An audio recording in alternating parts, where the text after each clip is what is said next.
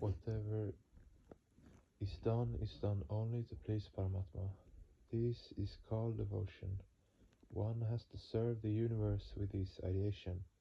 In the beginning, due to samskara, there is a feeling of doership, but when gradually the accumulated momenta I samskara start being exhausted, one starts questioning the source of one's energies and capacities. Are they really one's own possessions or creations? Even the strongest of wrestlers becomes frail and is unable to speak if he or she does not eat for a couple of days. The scholarship of a scholar vanishes in the thin air if you keep him or her without food for a week, meaning thereby all your knowledge, intellect, capacity, and valor are dependent on him. That is why there is nothing for a human being to be proud of. The moment one understands this, one is ensconced in devotion, and then alone will one be able to realize that one is working according to the wish of Paramatma with all one's capacities. This is the sign and feeling of a staunch devotee. How does a jnani feel? He or she thinks that since the universe is the manifestation of Paramatma, one should serve it, but they themselves will not take pains to jump into the realm of action. Sitting on the shore, they will issue only fatwa. Such logician philosophers have got no connection with the actional world. Vakvakari Shabda Yari Shastra Vyakana Kaushalam Vaidushyam Vidusham Tadvat Muktaye Natu Muktaye. Only big and euphemistic words can't serve humanity. This is only a word trammel in which one entangles oneself. Such persons, knowingly or unknowingly, throw themselves away from the path of salvation. On the other hand, those karma yogins who always engross themselves with action and work only for the sake of work, and mesh themselves in the trammel of action, such action is really a bondage.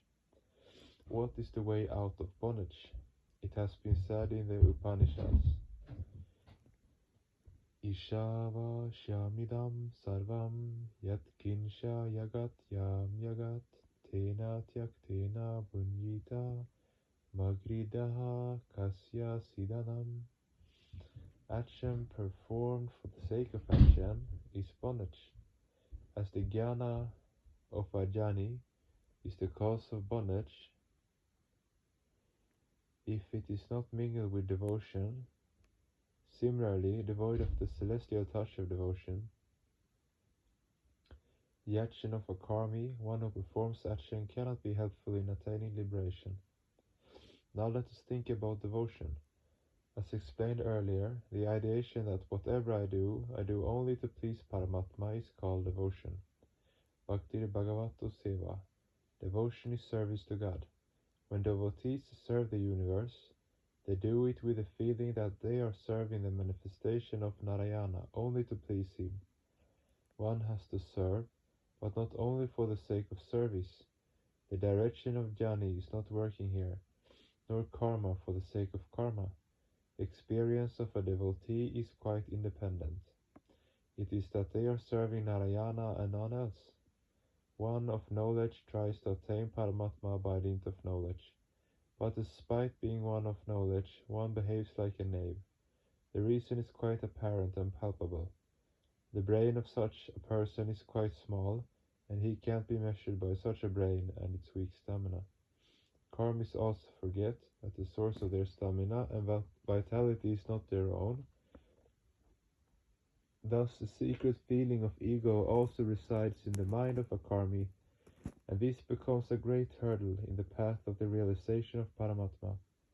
Those who are the greatest malpractitioners in their tender age are not able to do anything in their senility, because their capacities are decayed. Why do such learned people behave like illiterate boors after becoming senile? Does their intellect lose stamina and luster? Jnanis and karmis lose their prestige after reaching old age. But devotees are never insulted. Those who really want to save their prestige should adopt devotion. Devotees always think that everything, whatever belongings they have, are Paramatmas, and they are utilizing them only to please him. They will serve him with the intellect and stamina bestowed upon them by their beloved. When these things will be snatched away, they will serve the Lord with whatever will remain. When nothing remains, they will come to the Lord and ask for further work. This is called devotion.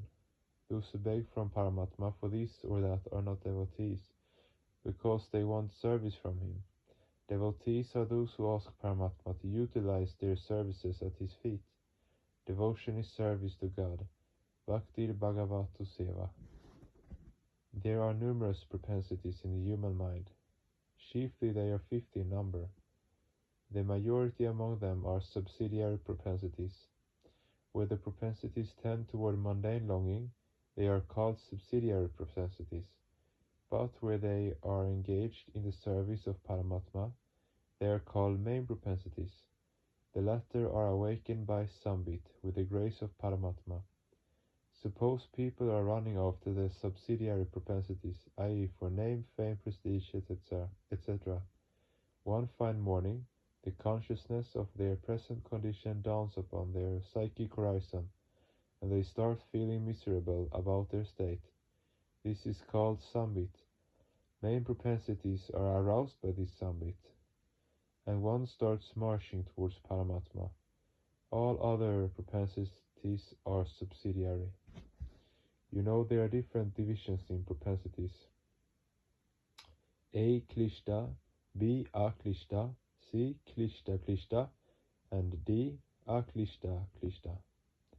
The propensities that become the cause of pain in the beginning as also in the end are called Klishta.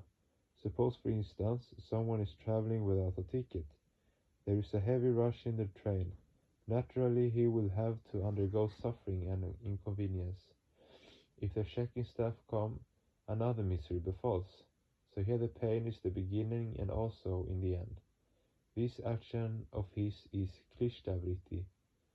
Suppose one sits in the first class having the ticket of the third class. The journey is naturally comfortable. This is Aklishta, but if the checking staff comes, a painful situation emerges. The journey started with ease and ended in pain. This is Aklishta.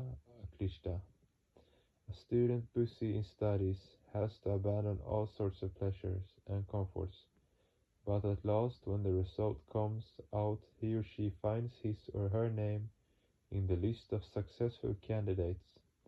Thus in the beginning there is pain, but in the end comes with a shower of happiness. This is called Klishta. Klishta, and Aklishta are subsidiary propensities.